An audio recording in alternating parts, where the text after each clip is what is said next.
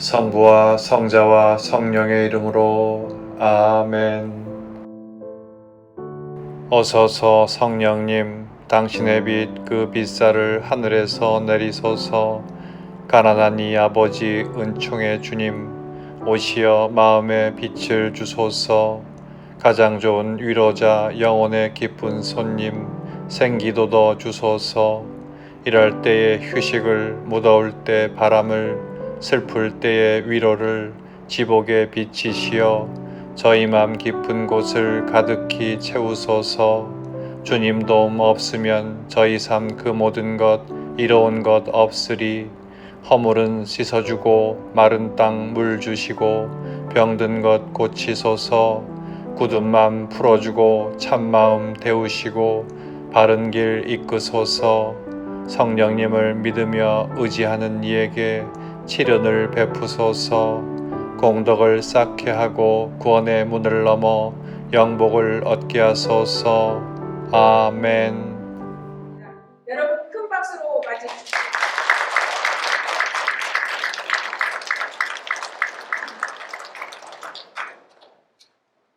사진 좀 내리시죠. 흰머리가 너무 많이 났네요. 오늘 사실은 오늘 이제 성경에 관련된 5과인가 6과를 해야 되는데 동생 신부하고 이게 11월 달에 제가 좀 휴가를 가려고 생각 중이라 날짜를 바꾸자고 해서 오늘 이렇게 왔습니다. 차례를 보시면은 이제 10과 하느님 나라에 관련된 이야기인데요. 확인해 볼까요?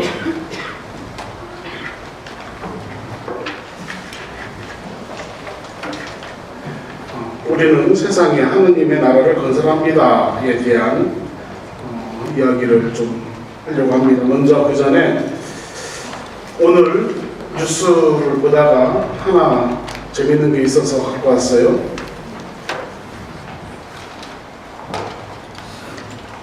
(2016년도 1월달에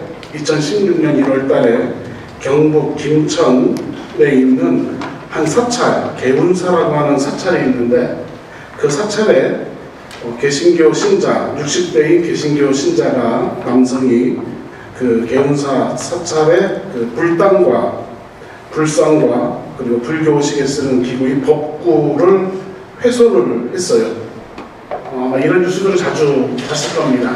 개신교 신자들이 다른 저희가 이런 데 가서 낙사하고 이런 거 있잖아요. 이 사건이 좀 큰가 본데 그때 개신교 그 신학교의 그 교수님께서 자기 그리스도교 신자, 특히 개신교 신자가 한 것이기 때문에 같은 개신교 신자로서 특히 신학교에서 가르치는 교수로서 그거에 대해서 죄송하다고 하고 그 훼손된 것에 대한 복구, 원상 복구를 시켜야 되니까 필요한 돈을 이렇게 봉헌을 사람들에게 도와달라고 10시간 도와달라고 SNS에 올렸습니다. 그런데 문제는 그것에 대해서 그 학교 이름이 서울 기독대학교라고 하는 곳인데 그 학교에서 그리스도교의 협의의 신앙 정체성에 부합되지 않은 언행과 약속한 사항에 대한 불이행 등 성취성 위반으로 이 교수를 파면을 해버렸어요. 그러니까 개신교 신자가 절간에 가서 무엇인가 훼손을 했고 그거에 대해서 그 개신교 신학교의 교수님이 이거는 개신교 신자들이 잘못한 거기 때문에 죄송하다고 하고 개인적으로도 그리고 그것을 복구하기 위해서 돈을 걷고 아마 드렸는가 봐요. 그런데 이것을 보고 그 학교에서 어떻게 개신교 신자가 이럴 수 있느냐, 어떻게 왜 그게 잘못했다고 하느냐 라고 하면서 파면을 시켜버렸던 거예요. 그래서 그 교수님은 지금도 이제 복직을 하기 위해서 2심까지 이겼다고 이렇게 뉴스가 나왔습니다. 만일에 천주교에서 우리 천주교 신자 중에 가끔씩 이상한 사람들 있잖아요. 천주교 신자라고 다 착한 사람 아니잖아요. 그죠? 우리보다는 나쁜 사람 몇 명 있잖아요. 그런 사람이 절간에 가서 예를 들면 관음사에 가서 훼손을 했어요. 근데 거기에 천주교 미다가 이렇게 낙서를 했단 말이에요. 그럼 천주교 신자과 닮아. 그런데 그걸 보고 신부님이 이거는 어떻게 천주교 신자가 저런 것을 그럴 수 있느냐, 그러면 안 된다라고 해서 죄송하다고 하고 그거 좀 복구하는데 우리가 좀 도와주자. 네, 우리보다 신자는 아니지만은 했어요. 그런데 그걸 가지고 주교님이 너 앞으로 신부 그만해 라고 하면 어떻게 되겠는가 라는 거예요. 타 종교를 바라보는 교회가 다른 종교와 관계. 지금 이제 10월달 정교의 달이지 않습니까? 정교 잘 하고 있습니까? 정교 잘 안 하고 있습니까? 정교의 달인데 정교의 달은 정교하는 달 아닌가요? 묵주기도 성화 무슨 달입니까? 묵주기도 하는 달인 거예요. 묵주기도 하면서 정교하는 달이에요. 10월달은 정교를 하는데 다른 종교를 갖고 있는 사람, 예를 들면은 불교 신자가 있다. 그러면은 그 불교 신자를 천주교로 데려와야 될 것인가 말아야 될 것인가. 내조 단원들 많이 계시죠. 예. 내조 단원들이 이 타 교파라든지 개신교라든지 불교 그 외에 다른 종교에 있는 사람들을 성당으로 이렇게 데리고 올 때 거기에 활동보고 할 때 쓰는 난이 있어요. 뭐라고 써져 있죠? 예? 무슨 회등과 회심이 뭐 있을 거예요. 예? 개종 권면인가? 뭐 이렇게. 아무튼 우리가 이제 다른 종교와의 관계 안에서 천주교에서 서 있는 스탠스가 어디에 있는가라는 거예요. 예전에 제가 강론 때, 제가 작년에 안식년을 했어요. 안식년을 했는데 안식년 하면서 이것저것에 여행을 많이 다녔어요. 특별히 이제 지금 전쟁 때문에 문제가 되는 그 터키하고 시리아에 있는 쿠르드족하고 전쟁하는 거 알고 있습니까? 처음 들으셨죠? 아니 세상 사는 사람들이 신부님보다 모르면 어떡할 거예요? 지금 터키하고 시리아에 사는 쿠르드족하고 지금 전쟁이 벌어졌어요. 터키에서 침략을 했어요. 그런데 이제 터키에 작년에 이렇게 갔는데 거기에는 사실 엄청난 왜냐하면은 1453년도까지 동로마 제국이었거든요. 역사적으로 동로마 제국, 비잔틴 제국이라고 하면 동로마 제국, 서로마 제국과 동로마 제국이라고 들어는 보셨죠. 그래서 로마 제국의 동쪽에 있다 해서 동로마 제국이에요. 그게 망한 게 1453년 5월 달이에요. 그렇기 때문에 그 전까지는 거기에 종교가 뭐겠습니까? 로마 제국에 속해 있던 곳이기 때문에 그리스도교였어요. 특히 그쪽에는 정교회로 11세기부터 정교회로 이게 로마 제국하고 갈라지면서 로마 카톨릭하고 갈라지면서 동방교회라고 불리는 그런 교회로 돼버린 거예요. 아무튼 여러 성당들도 많이 있고 성지도 많이 있고 신약 성경에 나오는 모든 곳이 거기에요. 신약 성경에 나오는 동네 이름들이 다 거기에 있어요. 맞습니까? 바오로 사도가 정교여행을 하잖아요. 정교여행 한 곳이 어디입니까? 터키 그리스예요. 그죠?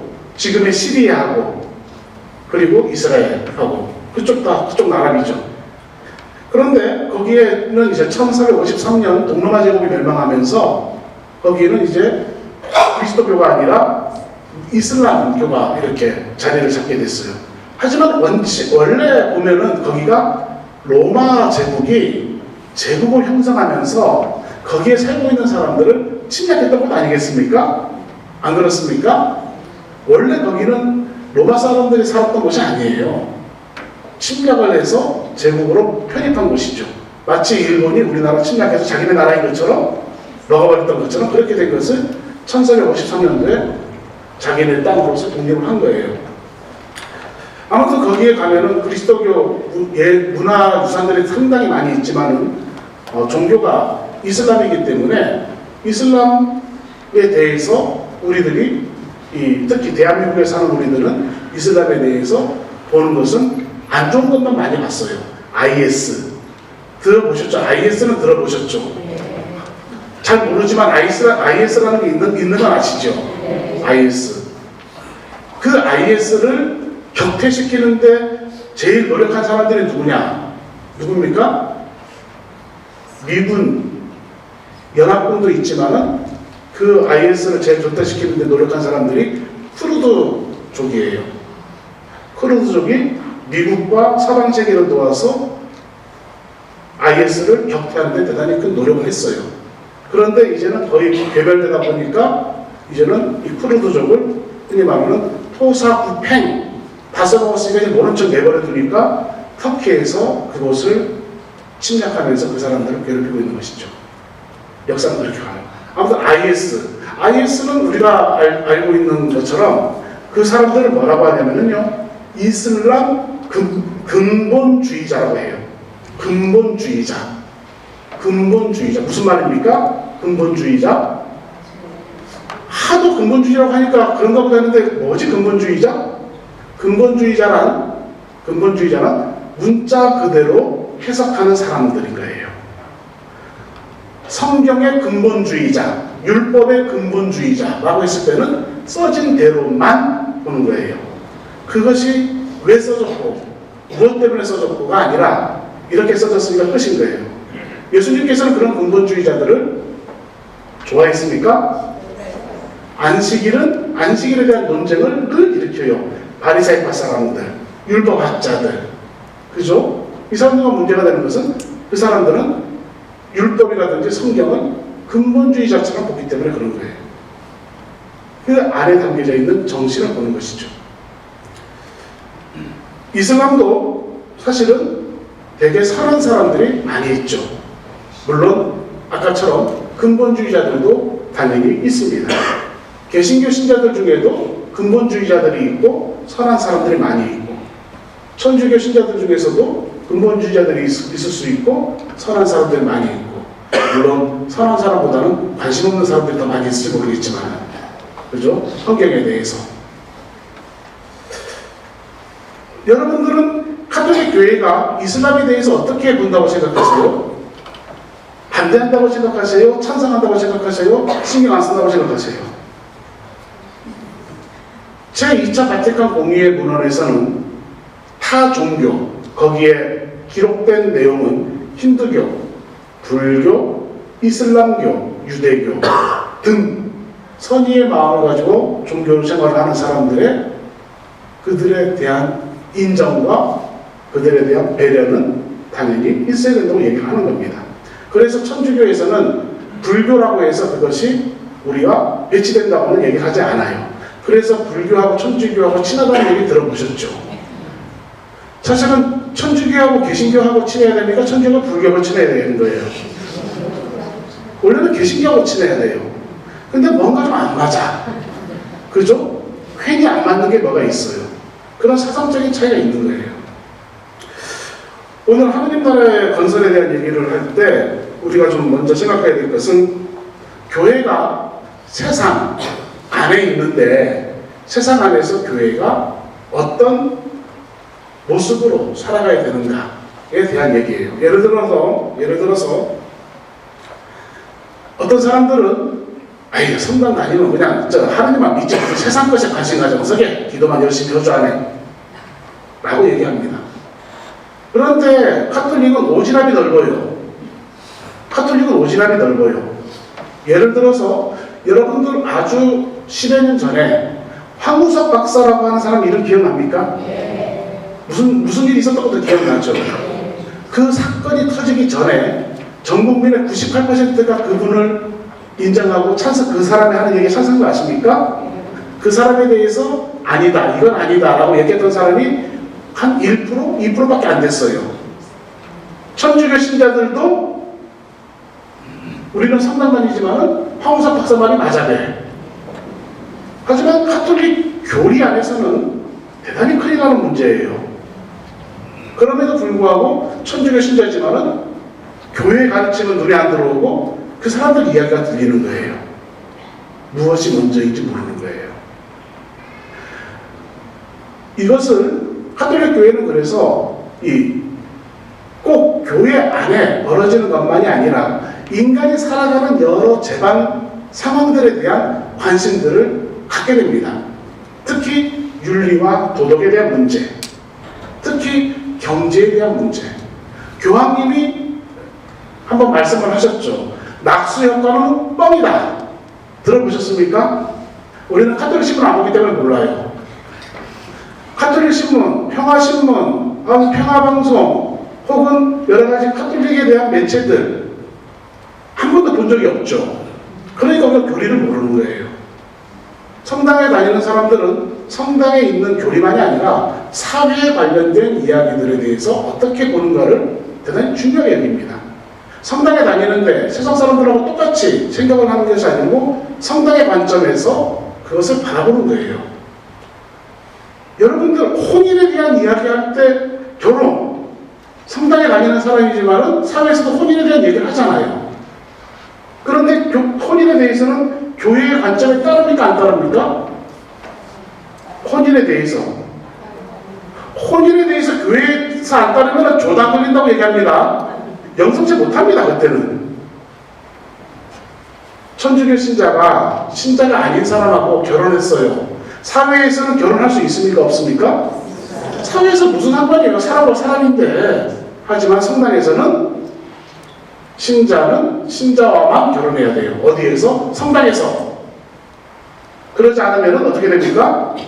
하느님의 규범을 어겼다고 해서 성당에서 성당에 돌아오기까지 신앙생활을 금지시킵니다. 여기서 말하는 신앙생활은 성사생활. 고백성사마다 안 풀어줘요. 그거는. 성사는 하느님께서 제정하신 것이기 때문에 신부가 풀 수가 없는 거예요. 즉 우리가 사회에서 살아가는 데 있어서 혼인도 우리가 사회에 살고 있지만은 그냥 무슨 성당 새끼 우리끼리 편안하게 하게 하고 얘기 안 하는 것입니다. 마찬가지 우리가 살아가는 세상 안에서 경제를 바라보는 관점, 문화를 바라보는 관점, 사회를 바라보는 관점, 예술적인 것에 대해서 바라보는 관점들, 이 모든 것에서 교회의 가르침, 그것이 성경에 기반하든 성경에 기반하지 않으면 교부들의 가르침에 기반하든, 여기서 말하는 교황님이나 아니면 교회의 합법적인 권위 안에서 만들어진 문서에 따른 것에 대해서 교회가 이야기하는 거예요. 여러분들 가장 큰 것 중에 하나가 몇 년 전에 제주도에 해군기지 문제가 벌어졌죠. 아십니까? 해군기지 문제 벌어졌을 때 대수천이라고 하는 단체가 생긴 거 아십니까? 듣보잡 단체예요. 그런데 그 단체에서는 주교님이 잘못했다고 얘기를 막 해요. 어떻게 주교님께서 성당에서, 거룩한 성당에서 사회에 돌아가는 이야기를 하느냐 라고 얘기했어요. 과연 우리들이 그런 것들을 어떻게 바라볼 것인가? 우리가 신앙생활을 한다고 성당에 오고 있는데 성당에서 우리가 기도한다고 하는 생활이 성당 밖에 대해서는 아무런 감정이나 관심이나 이런 것 없이 바라볼 것인가? 라는 거예요. 여러분들 작년이구나. 난민에 대한 얘기 들어보셨죠? 예멘 난민. 신자들도 다 난민에 대해서 할 얘기 하나씩 있었어요. 하지만 카톨릭 교회에서 말하는 난민에 대한 관점은 줄 아십니까? 카톨릭 교회는 난민에 대해서 대단히 신중하게 얘기합니다. 그 말은 뭐냐? 우리 프란시스코 교황님께서 교황님이 된 다음에 처음으로 바티칸을 떠나서 제일 처음 방문한 곳이 어디입니까? 신문 안 보시죠? 교황님이 교황님 된 다음에 여러 나라가 방문하잖아요. 제일 처음 방문한 곳은 어디냐? 람페두사라고 하는 섬입니다. 그건 어디요? 이탈리아하고 아프리카 가운데 있는 이태리 섬이에요. 근데 왜 교황님이 거기 쬐끄마한 섬에 갔대? 거기가 어디냐? 아프리카에서 배를 타고 올라오는 난민들이 제일 처음 거치는 섬인 거예요. 그래서 교황님이 그곳에 가서 난민들을 돌보는 사람들을 격려해주고 난민들을 어떻게 대할 것인가, 교회의 가르침대로 그들을 배려하고 안아주고 받아주고 적응할 수 있도록 도와줘야 된다 얘기하는 거예요. 이태리 정부는 반대합니다. 하지만 교황님도 반대합니다라고 얘기할 수 있겠습니까? 없는 거예요. 그리스도의 사랑을 가르치는 사람이 제주교구에 그 남면에 대한 얘기가 들어왔을 때 엄청 가짜뉴스도 많았죠. 그래서 결국 남면들을 한 명도 받아들여주지 않았어요. 교구에서 교구 이주사목회에서는 남매들에 대해서 많은 도움을 줬습니다. 그런데 신자들은 왜 이 가짜뉴스에 좀 들어갔고 왜 성당에서 그런 사람 도와주라고 버릇 나쁘게 이렇게 얘기하는 거예요. 심각하게 얘기하면 진짜 맞나? 라는 생각이 들 정도인 거예요. 제가 아는 수녀님도 저한테 왜 이슬람, 그 난민들 대부분 이슬람이잖아요. 왜 이슬람 그 믿는 사람들은 나중에 등에 칼 붙는 사람들인데 왜 그들에 대해서 교회가 막 좋다고만 얘기하느냐라고 얘기를 하더라고요, 저한테. 그래서 제가 깜짝 놀랐어요. 유튜브 보고 있는 거예요, 수녀님이. 그래서 정중하게 말씀드렸어요. 유튜브 보기 전에 교회의 가르침에서 남면에 대해서 뭐라고 하는지 먼저 보라고. 그 다음에 판단을 해야지. 교회의 사람이 아무런 개념 없이 사람들이 이야기한다고 해서 그것을 다 그렇게 듣는다? 말이 안 되는 거예요.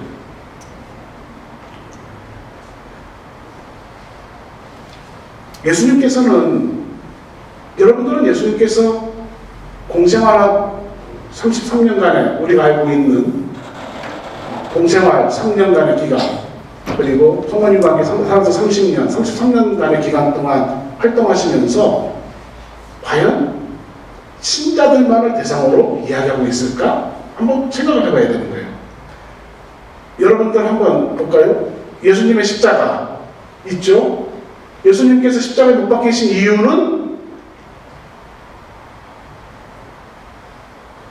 교동부터 신자들은 다 아는데 예수님께서 십자가에 못 박히신 이유는 왜 주일학교 애들 노래하는 거 있지 않습니까? 요한복음 3장 16절 하나님께서 이 세상을 극진히 이토록 사랑해서 예수님 독생자를 보내주셨으니 우리들의 구원을 위해서 희생 제물이 되신 거예요. 우리들의 구원이라고 얘기해요. 인간의 구원, 그리스도의 십자가의 희생으로, 십자가와 부활의 영광으로 모든 인간들을 구원하셨다. 여기서 말하는 모든 인간들은 천주교 신자만 이야기합니까? 예수님은 천주교 신자만을 위해서 십자가에 못 박히셨다 라고 얘기하면 뭔가 조금 이상하지 않습니까? 예수님께서는 모든 인간을 구원하시기 위해서, 아니 모든 존재를 구원하시기 위해서 라고 얘기해야 맞는 말이죠. 여기서 말하는 모든 인간, 모든 존재는 주님께서 창조하신 피조물 전체를 얘기하는 것이 아닐까요?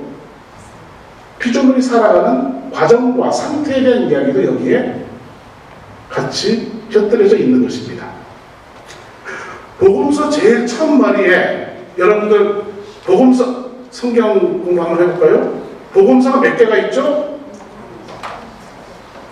4개. 마테오, 마르코, 루카, 요한복음 4개가 있어요. 이 복음서 중에 요한복음은 조금 관점이 좀 틀려서 그렇고, 마테오, 마르코, 루카 복음이 비슷한 관점으로 쓰여졌다고 해서 이 셋을 묶어서 전문용어로 공통된 관점으로 바라보는 복음이다 해서 공관복음이라고 얘기해요. 이 공관복음에서 말하는 예수님의 첫 번째 말씀은 뭡니까? 회개하여라, 하느님 나라가 다가왔다. 그죠? 회개하여라, 하느님 나라가 가까이 왔다, 다가왔다, 이미 왔다. 이것에 대해서 많은 사람들이 해석을 하는데, 우리가 회심을 통해서 이미 이 세상에 온 하느님 나라를 내가 어떻게 하면 빨리 발견할 것이고, 발견된 그 나라를 어떻게 하면은 이 모든 세상의 피조물들이 함께 그 상태에서 살 것인가를 고민하는 거예요. 무슨 말인가?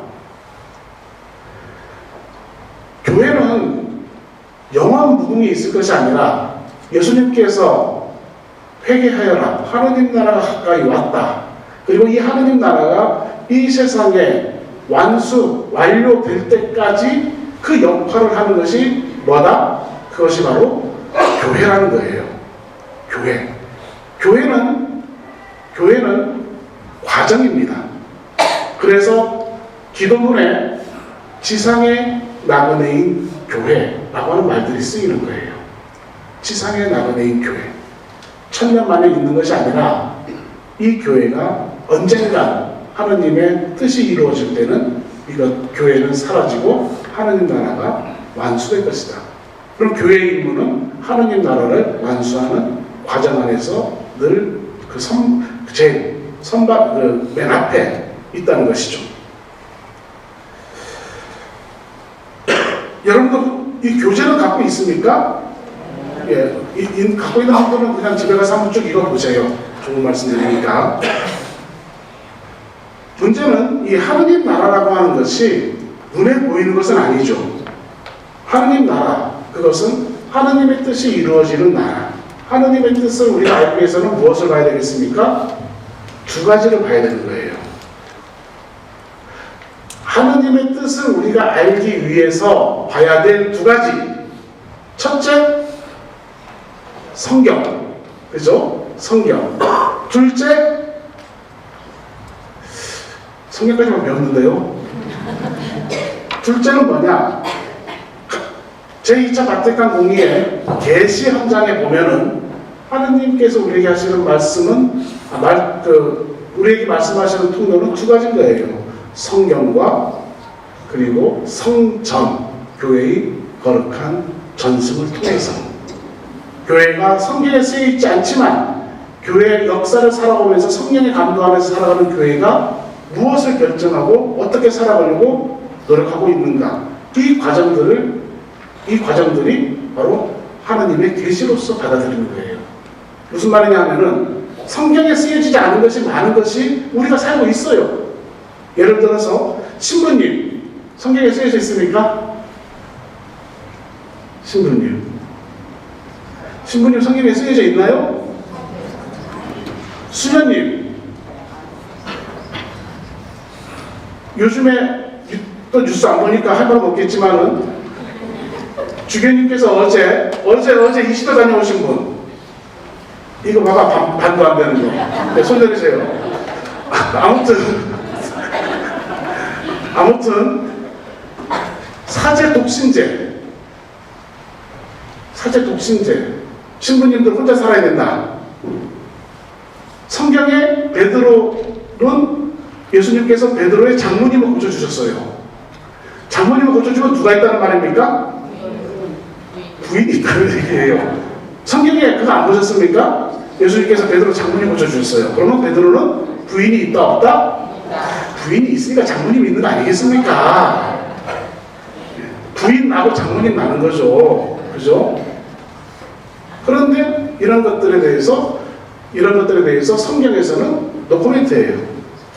십자가의 길 중에 베로니카 성녀, 예수님의 얼굴을 닦아드린 성녀죠. 성경에 나옵니까? 성경이 안 나와요.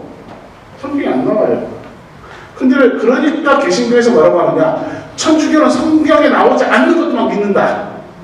그래서 성모님도 믿고 성모님의 승천도 믿고, 그죠? 성모님의 승천 성경에 있다 없다? 성모님 승천하신 거 8월 15일 우리가 무슨 날 지냅니까? 성모 승천 대축일이에요. 성모 승천 대축일을 지내는데 그게 성경에 있다 없다? 없어요. 없죠. 당연히 없죠. 그렇다면 이것을 교회가 왜 믿음으로 고백하고 이렇게 살아가고 있는가? 그것은 아까 말씀드린 대로 하나는 성경. 그래서 성경은 기본적으로 우리가 알아야 되는 거예요. 성경의 사실은 중요한 말씀 무엇인지. 또 하나는 성전. 교회의 역사 안에서 성령께서 교회와 함께 하시면서 내린 결정들이라든지 내려오는 유산이라든지 전승이라든지 이것이 교회 전체가 콘센수스 피데이, 신앙의 공감대가 형성된 것들에 대해서 교회가 받아들이는 거예요. 이것은 하느님의 뜻이다라는 거예요. 우리 성당에 하느님의 말씀을 듣는 할머니가 한 분 계셔요. 어제 강론 때, 주변이 강론 때 아멘 아멘 한 사람이 있죠. 아, 창피해. 우리 본당 성자예요. 아, 어찌할 거리가 없어요. 미사 끝나면 저한테 쪼리러 와서는 하느님 말씀 들었다는 거예요. 그래서 뭐라고 합디가? 신부님 대신 내가 강론해야 된다는 거예요. 고맙기도 해요. 강론해 주겠다고 하니. 그래서 속으로는 한번 시킬까? 라는 생각도 들어요. 문제는 그런 얘기를 할 때 이것이 과연 교회의 규범과 자기가 그런 계시를 받았다고 하더라도 이것이 교회 규범과 교리에 어긋나면은 아닌 거예요. 무슨 말인지 아시겠죠? 예를 들면 나주 같은 경우에 성관이 막 갔다고 하잖아요. 근데 교회에서는 그거 맞다 틀리다 어떻게 했습니까? 광주교구에서 거기서 미사하는 신부님은 신부 잘립니다. 거기서 미사 잘못하면은 미사 못합니다. 거기서 고백성사 들으면 무효입니다. 무효. 아무튼 그렇게 돼요.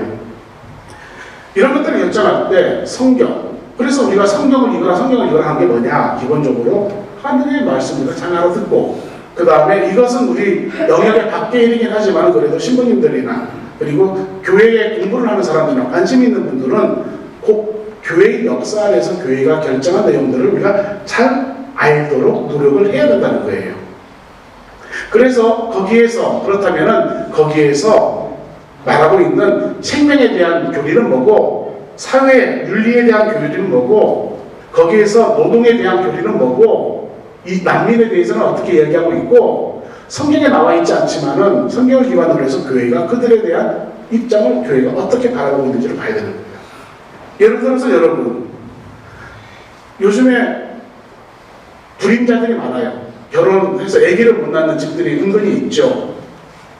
나이 먹고 결혼하니까 그런 거 아니겠습니까? 많은 노산.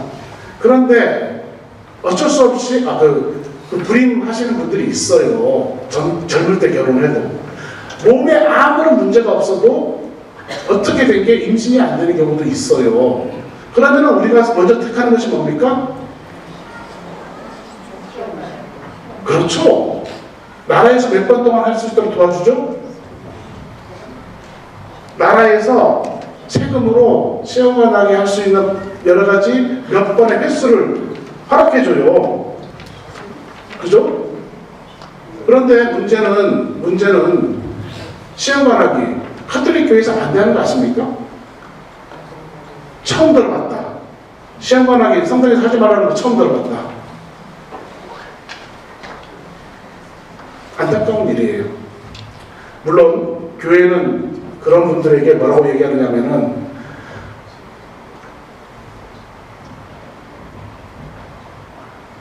입양을 하는 것이 어떤가 라고 말합니다. 문제는 시험관 낳기에서 한 번에 되는 경우가 확률이 20% 미만이에요. 5번, 6번에서 안 되는 사람도 있어요. 그런데 하는 과정은 아십니까? 어떻게 하는 거? 시험관 하기 위해서는 여성의 몸에 호르몬제를 투입해서 과배란 시킵니다. 난자는 한 달에 한 번씩 나오는 거예요. 하나 가지고 될 동 안 될 동 하니까 한꺼번에 10개를 뽑는 거예요. 여성의 몸에 무리가 가죠. 한 달에 한 번만 나와야 되는데 이게 한꺼번에 10개씩 나와야 되니까. 이렇게 해서 아까 시험관 여기 나오고 아까 처음에 얘기했던 황우석 그 실험이 그렇게 되는 거예요. 문제는 예를 들어서 10개의 난자에 10개가 다 정자와 안 나가고 임신이 돼버린 거죠. 다 수정란이 돼버리면은 10쌍둥이 나올 겁니까? 그 중에 하나를 골라야 되는 거예요. 나머지 9은 어떻게 해야 됩니까? 폐기해야 되는 거예요. 그런데 카톨릭 교회에서는 정자와 난자가 만나는 그 순간부터 생명이 시작된다고 얘기합니다. 그래서 그것을 반대하는 거예요. 그렇다고 해서 그렇게 하신 분들이 도배성사 오면은 신부님들이 무상해 줄까라고 얘기 안 합니다. 얼마나 마음이 아프겠어요. 얼마나 힘들게 그것을 결정했으며 또 가서 잘 되면은 모르겠지만은 안 된 경우에는 더 마음이 더 아픈 거예요. 그런 사람들에 대한 위로는 교회는 있지 않습니다.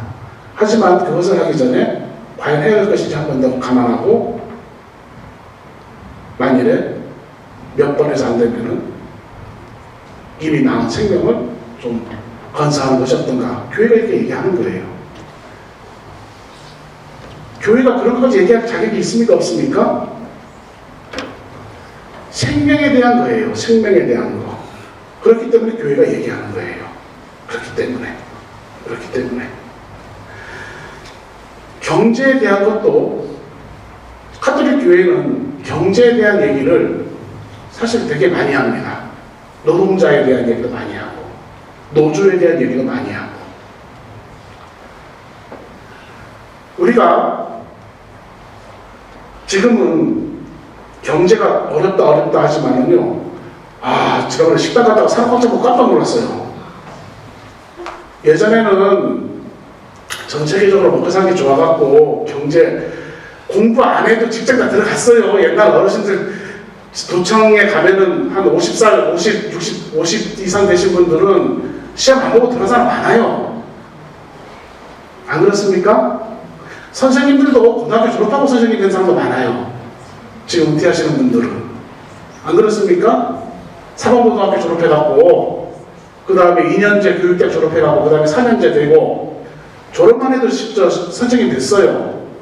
점점 힘들어지다 보니까 지금은 시험을 봐야 돼요. 국가고시를. 지금 젊은이들은 대단히 많은 노력을 합니다. 노력을 안 해서 직장을 못 들어가는 것이 아니라 노력을 함에도 불구하고 안 되는 거예요. 그 말은 무슨 말이냐? 구조적인 문제가 있는 거 아닐까? 라고 하는 의문표가 드는 거예요. 거기에. 옛날보다 더 경제가 발달했음에도 불구하고 왜 많은 사람들은 직장에 들어가지 못하고 있을까에 대한 이야기를 하는 거예요. 그래서 교황님께서 하신 얘기는 낙수효과, 기업이 먼저 잘 돼야 그 다음에 돈이 밑으로 떨어지고 모든 사람에게 돈이 떨어질 것이라고 했지만, 교황님이 한 얘기는 낙수효과 그거 뻥이다. 물이 차서 떨어지만 하니까 그 다음 어떻게 됩니까? 그릇이 커지네? 그릇이 커져? 그러다 보니까 잘 사는 사람은 점점 잘 살게 되고, 이것이 밑으로 안 떨어지니까 못 사는 사람은 점점 못 살게 되고, 이것이 신자유주의에서 나온 이야기였던 것이죠. 그래서 교황이 그것을 비판했어요. 그래서 교황이 비판하니까 사람들이 뭐라고 하는지 아십니까? 교황이 공산주의자 아니야? 라고 얘기했어요. 여러분들 공산주의자가 뭔지 아십니까? 물론 공산주의자가 사회주의하고는 조금은 경제적인 개념이고 정치적인 개념이 아니기 때문에 조금은 구분이 가는 내용이긴 하지만,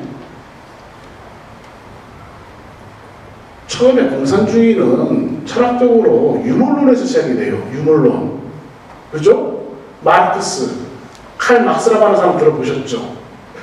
유물론. 이 세상에 무슨 신적인 것이 있단 말인가? 다 세상은 물질로 이루어졌다. 하지만 천주교는 뭡니까? 하느님을 믿는 사람들이에요. 천성적으로 천주교는 유물론자가 될 수 있다 없다? 될 수 있다 없다? 천주교는 유물론자가 될 수 없어요. 당연히 신을 믿는 존재들 아닙니까? 우리가 하느님은. 그런데 주교님한테, 교황님한테 유물론자다, 공산주의자다, 말이 안 되는 얘기죠. 여러분들 공산당 북한에서 종교를 인정합니까? 안 합니까? 종교 인정 안 해요. 유물론자들이고. 그죠? 그러면 천주교 신부님들이 그러면 종북이 된다 안 된다? 종북이란 말 들어보셨습니까? 종북? 신부님들이 그러면 북한을 막 추종하고, 거기는 하느님도 안 믿는 나라고 하느님을 인정도 안 하는 그런 국가인데 그것을 추종하면서 막 북한 편 든다? 말이 안 되는 얘기예요. 말이 안 되는 얘기예요. 이런 것들을 얘기하는 거예요, 세상에서. 그렇기 때문에 우리가 하느님 나라에 대한 얘기를 할 때는 교회 공동체의 건설만이 아니고 교회 공동체를 둘러싼 많은 것들에 대한 이야기인 거예요. 내 옆에 사람에 대한 이야기, 성당에 안 다니는 또 다른 사람에 대한 이야기, 우리나라 안 살지만 외국에서 지금 전쟁 때문에 고통받는 사람들에 대한 연대, 하나님의 피조물로서 물론 우리가 종교도 다르고 인종도 다르고 멀리 있지만은 하느님께서 창조하신 인간들 안에 카테고리 안에서 그들을 우리가 어떻게 하느님의 형제자매로 받아들일 것인가에 대한 문제라는 거예요. 그래서 가톨릭 교회는 정치적인 부분에 교회는 관심이 대단히 받습니다. 왜? 정치가 잘못되면은요, 정치가 잘못되면은 종교는 타락을 받을 수밖에 없어요. 교회는 그것을 방지하기 위해서라도 정치가 잘 굴러가기를 바라는 거예요. 천주교가, 여러분도 우리 본당 신부님 성함이 어떻게 되시죠? 고병수 신부님. 고병수 신부님 막 오해받았던 거 아십니까? 교구청에 있을 때 여러분들은 신부님의 과거를 모르시죠? 저는 그 과거를 잘 알고 있습니다. 7년 반 동안 같이 살았거든요. 7년 반 동안. 세상에 온갖 쓰레기 같은 얘기를 다 들으면서도 꿋꿋하게 주변인 곁에서 교회의 가르침을 어떻게 하면 이 지역사회의 사람들에게 알려줄 것인가. 비록 신자들이 주교님을 잘못 이해하고 신부님들의 의도를 잘못 이해한다 하더라도 아닌 건 아니라고 이야기하는 것.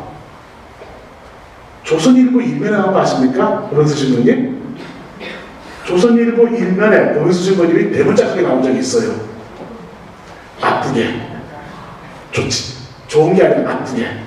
그래서 고병수 신부님께서 언론중재위원회에 고발을 하고 사과를 받았죠. 그래서 그 신문에 잘못 나가게 되면은 바로 잡아야 되잖아요. 바로 잡는 건 어디에 있다? 저 구석에. 근데 그 전에 신부님은 전국적으로 일면에 이만큼하게 사진이 나갔다. 오해를 딱 좋게 받았습니다. 그때. 그럼에도 불구하고 그 일을 하는 거예요. 그 일을 하는 거예요.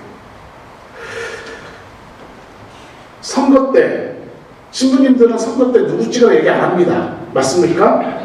하지만 선거 때 잘 찍어야 된다는 얘기를 해야 됩니다. 안 그렇습니까? 성당에 도와주는 사람 찍는 거 말고 저 사람 찍으면 성당에 뭐 해줄 거야 이거 말고요. 좀 신자라고 다 찍는 거 아닙니다. 신자도 신자 다워야 신자밖에 찍지. 신자가 딴 사람도 못하면 그거 찍을 필요 있습니까? 없습니까? 없습니다. 그리스도교 신자가 그리스도 복음 정신으로 투철하고 그 정신으로 그동안 그 역사를 살아왔다면 찍겠지만은 그러지 못한 사람은 제발 성당 좀 안 나와줬으면 좋겠어요. 동네에서 저 사람도 성당 다니면서 소리 듣는 순간 그 사람 성당에서 빼야 됩니다. 성당은 모든 사람을 받아주는 것이 아니에요. 세례 받을 때 그래서 오랫동안 10개월 동안 거르는 거예요. 열심 안 할 사람도 빽버리고. 신자 중에도 교리에 반대되는 사람들은 공동체에서 준엄하게 정의를 해야 되는 것이죠. 이 말은 무슨 말이냐면은 신자로서 하느님의 규범, 교회의 규범에 따르지 않고 자기 생각을 가지고 교회 안에서 이것을 허가당시키는 사람들이 있다는 거예요. 잘 봐야 되는 거예요. 그래서 오늘 디아블로스 얘기했죠. 마귀, 사탄. 무슨 말이라고 했습니까? 분리시키는 자, 가르는 자예요. 여러분들 그 니체아 콘스탄티노플 신경 아시죠? 거기에 교회를 믿으며라고 할 때 네 가지 교회의 특성이 나와요. 하나이요, 거룩하고 보편되며 사도로부터 이어오는 교회. 이 네 가지가 나와요. 교회는 어떤 교회다? 하나이고 거룩하고 보편되고 사도로부터 이어오는 교회예요. 앞에 거는 분당심할 때 아래 거는 그러고 저는 끝에 거. 사도로부터 이어오는 교회. 교회의 역사성을 이야기하는 내용인데 사도가 누굽니까? 사도 12사도 아시지요? 그죠? 그 중에 그 카톨릭 교회에서는 어떤 베드로 사도라고 얘기합니다. 나머지 11사도들이 있고 교회는 교황님은 베드로의 후계자라고 얘기합니다. 맞습니까?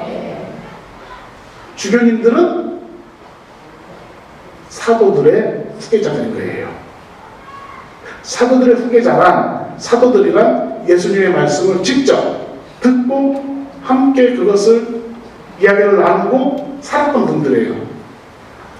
주교님들에게 사도들의 후계자라고 하는 이유를 호칭을 드리는 것은 교회의 모든 권한을 주교님께 드리는 거예요.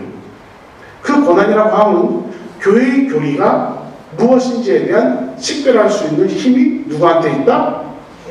주교님한테 있다는 얘기예요.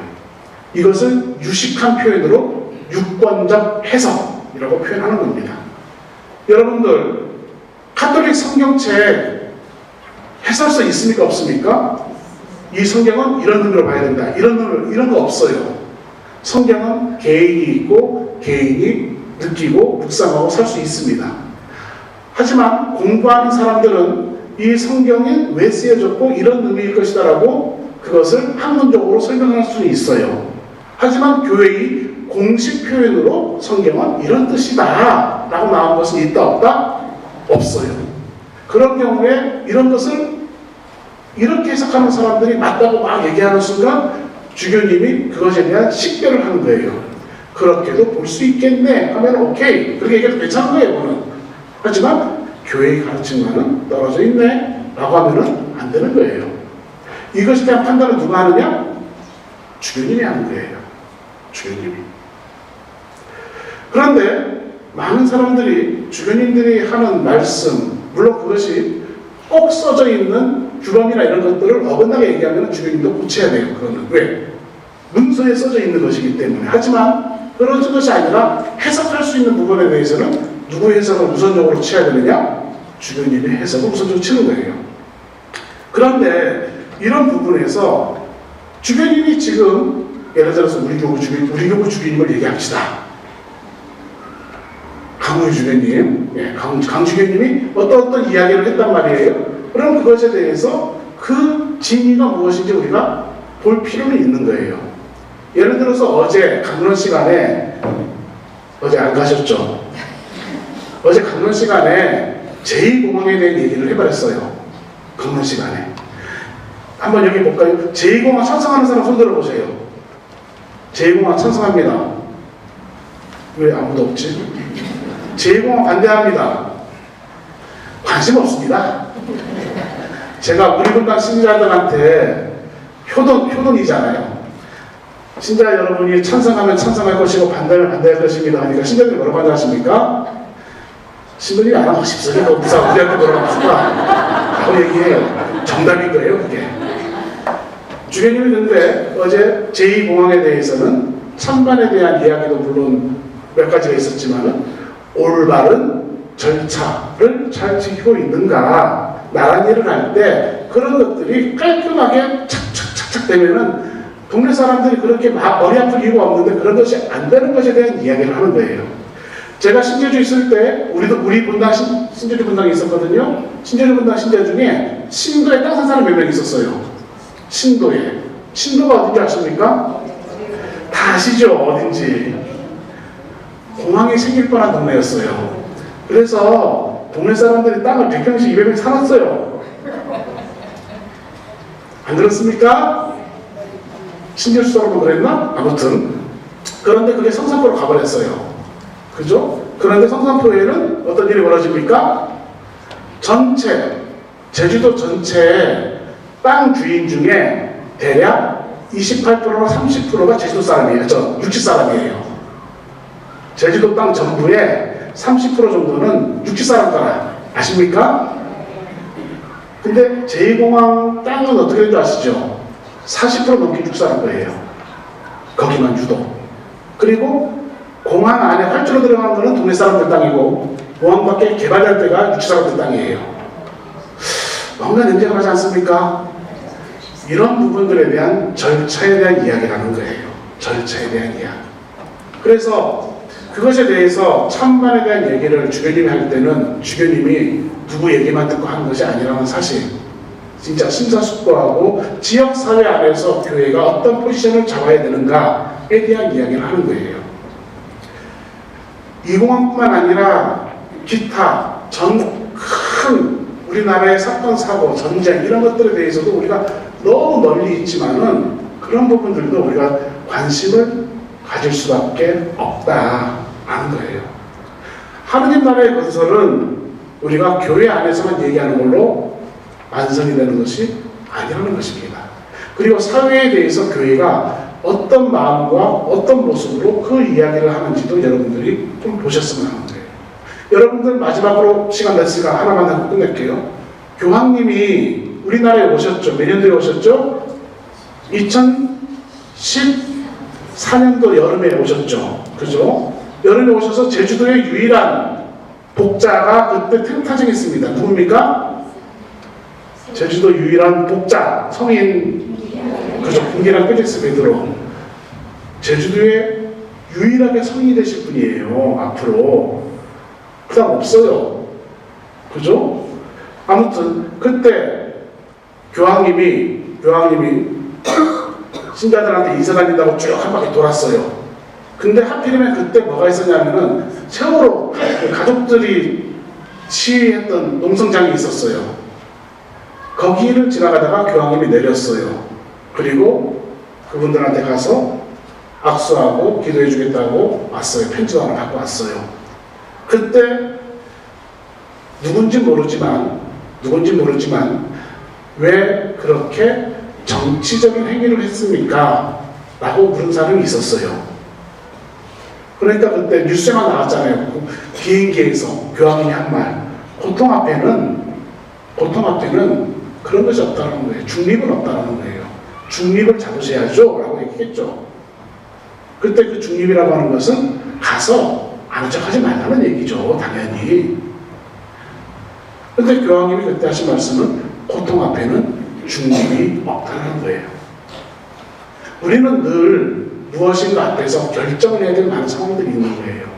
근데 이 결정을 할 때 여러분들이 되도록이면은 교회의 시각에서, 믿는 사람의 시각에서 이것을 바라보도록 노력을 했으면 합니다. 이것이 여러분들이 견진성사를 받을 때 성령 치는 중에 지혜의 은사인 거예요. 하느님의 눈으로 세상을 바라보는 것. 예를 들면은 예멘 난민들이 왔을 때 인간적인 눈으로 바라볼 때와 하느님의 눈으로 바라볼 때는 달라지는 거예요. 안 그렇겠습니까? 그렇기 때문에 하느님 나라라고 하는 것은 어쩌면은 우리들이 신자이지만은 내가 너무 세속적인 생각으로만 사는 것이 아닐까? 미사는 성당에서 와서 보지만은 영성체는 하지만은 내 마음과 내 사상은 사회, 세속적인 것이 너무 물든 것은 아닐까? 어떤 신자가 그런 말 합니다. 미사 때 영성체 하시지요? 영성체 1년이면 몇 번 합니까? 저 같은 경우는 400번 합니다만은 여러분들은 53번 주의만 나오는 사람은 53번, 매일비사 나오는 사람은 365번 이렇게 합니다. 어떤 신자는 그 얘기 하더라고요. 성체를 받아보신 만큼만 내가 그리스도가 되었으면 얼마나 좋겠는가. 오늘 성체 받아보셨잖아요. 얼만큼만 성체 받아보셨습니까? 사실은 작은 성체를 받아보셨어요.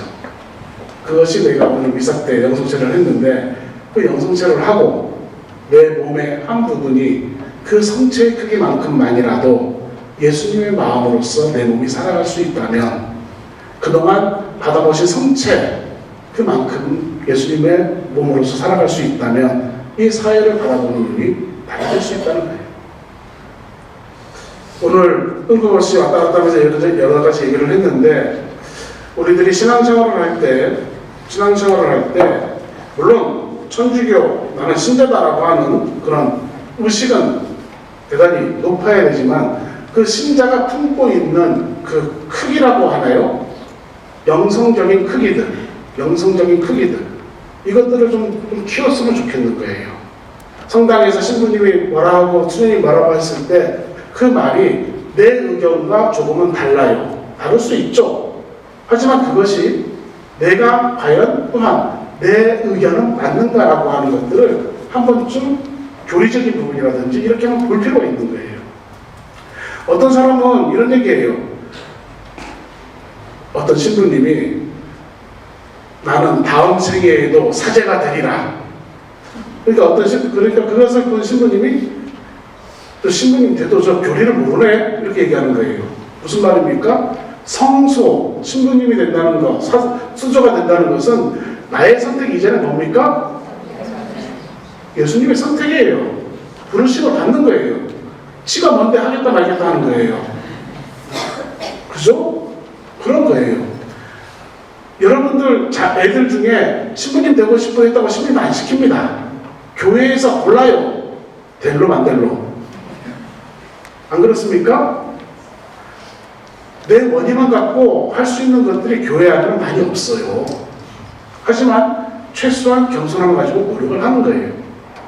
그거는 자기의 신분에 대한 얘기고, 우리가 교리에 대한, 또 교리가 교회의 교리가 사회를 향해서 나와 있는 경우에는 우리가 한 번쯤은 이것에 대한 교회의 관점이 무엇일까라고 하는 것을 조금만이라도 생각한다면 달리 보인다. 적어도 예멘 난민이 왔을 때 내가 휩쓸리지 않았을 것이고, 황우석 얘기 나왔을 때 천주교 신자가 10%인데 반대하는 사람이 2%가 천주교자 8%가 그저 넘어가 버린 거예요. 신자인데 교리를 잘못 알고 있다라는 것들이 많다는 것입니다. 혼인에 대한 것도 마찬가지고 생명에 대한 것도 마찬가지고 그렇습니다.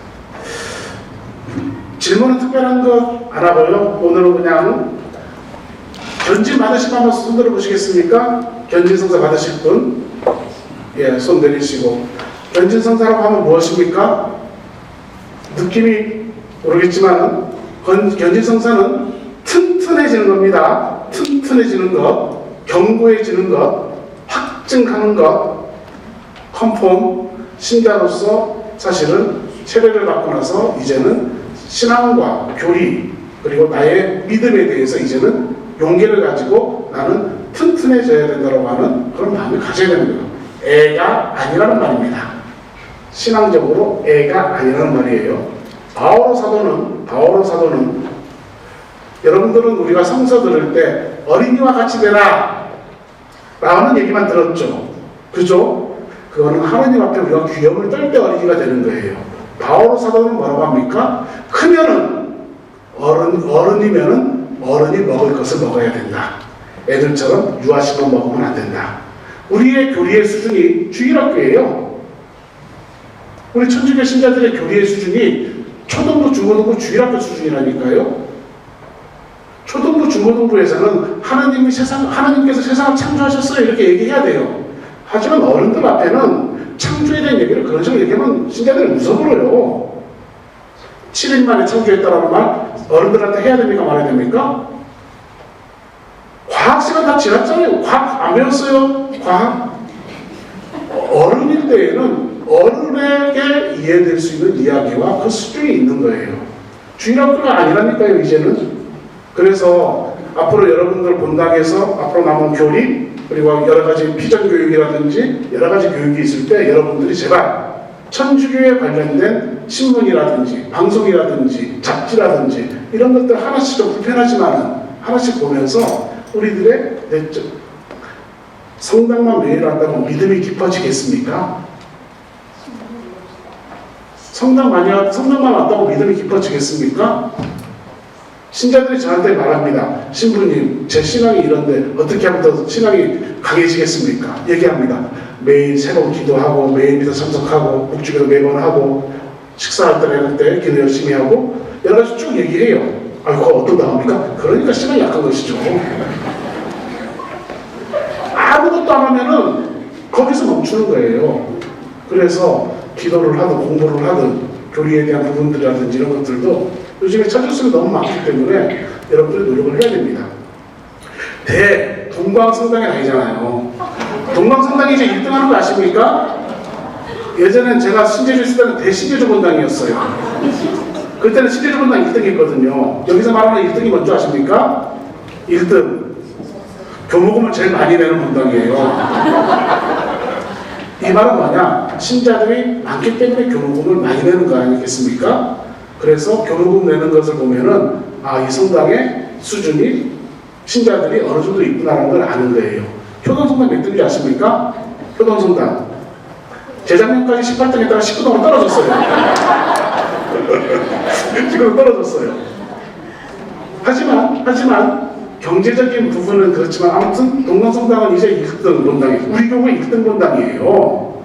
그것이 단지 경제적인 봉헌에 대한 다른 본당을 도와주는 것만이 아니라 여러분들의 수준도 제주교구의 최고의 본당 다니는 신자만큼 그런 모습으로 좀 변화됐으면 좋겠다는 거예요. 안 들었습니까? 네. 그래야 본당 신부님이 떠나고 제가 이 본당 올 때 편하게 지낼 거 아니겠습니까? 그죠? 네. 그래서 여러분들이 신문방송에 이런 거 상당히 관련된 것들 공부 좀 많이 하시고 기도 많이 하시고 특별히 견진교리 교구에 많은 신부님들 오시니까 이야기를 잘 들으시고 공부를 많이 하셨으면 좋겠습니다. 됐습니까? 네. 영광의 성부와 성자와 성령께 처음과 같이 이제와 항상 영원히 아멘. 성부와 성자와 성령의 이름으로 아멘. 멀리서 우리 동방성당 신자들이 마음에 씨앗이 자랄 수 있도록 열당해 주신 우리 신부님께 큰 박수.